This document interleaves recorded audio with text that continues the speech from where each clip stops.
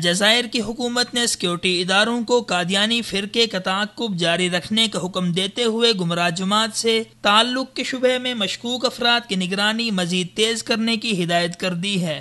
الجزائر میں گزشتہ ایک ماہ سے جاری قادیانیوں کی گرفتاری نے جہاں قادیانی لندن قیادت کی نیندیں اڑا دی ہیں، وہیں بھارتی حکومت کو بھی شدید تشویش لاحق ہو گئی ہے۔ ایک ماہ میں 3 مرتبہ قادیانی عناصر کی گرفتاری کے واقعات کے بعد بھارتی نائب صدر الجزائر کے دورے پر گئے۔ عرب میڈیا کے مطابق بھارتی نائب صدر کا دورہ الجزائر قادیانیوں کی سرپرستی کا منہ بولتا ثبوت ہے، چونکہ رواں ماہ گرفتار ہونے والے قادیانیوں نے دوران تفتیش یہ انکشاف کیا تھا کہ الجزائر میں قادیانیت کے فروغ میں لندن کے ساتھ ساتھ بھارت کا بھی کلیدی کردار ہے، اور یہ کہ الجزائر میں قادیانی لاوی مرتد ہونے والے افراد کو بھارت لے جانے کے لالچ دیتے ہیں۔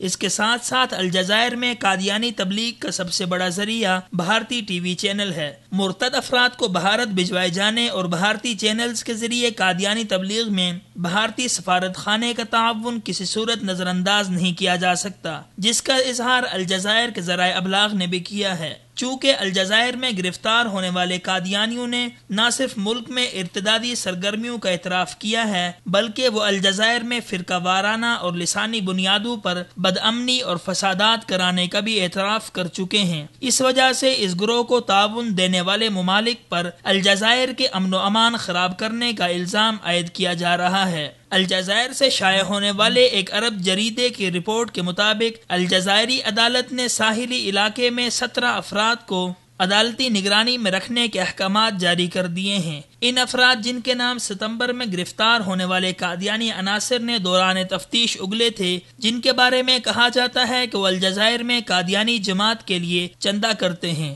یاد رہے کہ رواں سال ستمبر اور اکتوبر میں 2 مرتبہ الجزائر کے سیکورٹی اداروں نے سکیگدا میں مختلف مواقع پر چھاپوں کے دوران 29 قادیانی گرفتار کیے ہیں۔ گرفتار شدگان میں الجزائر میں قادیانی جماعت کے سربراہ اور معاونین بھی شامل ہیں۔ رپورٹ کے مطابق بھارت کے الجزائر کے ساتھ سیاسی، تجارتی اور دفاعی سطح پر اچھے تعلقات ہیں۔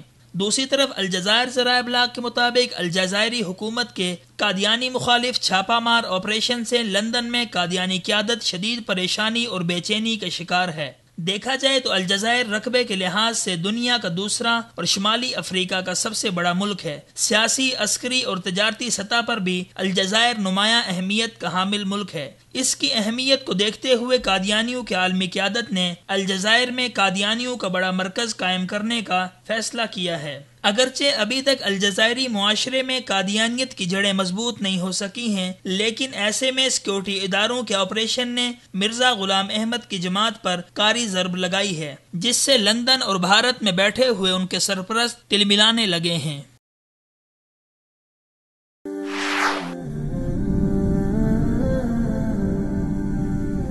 وصال اردو، حق کا راہی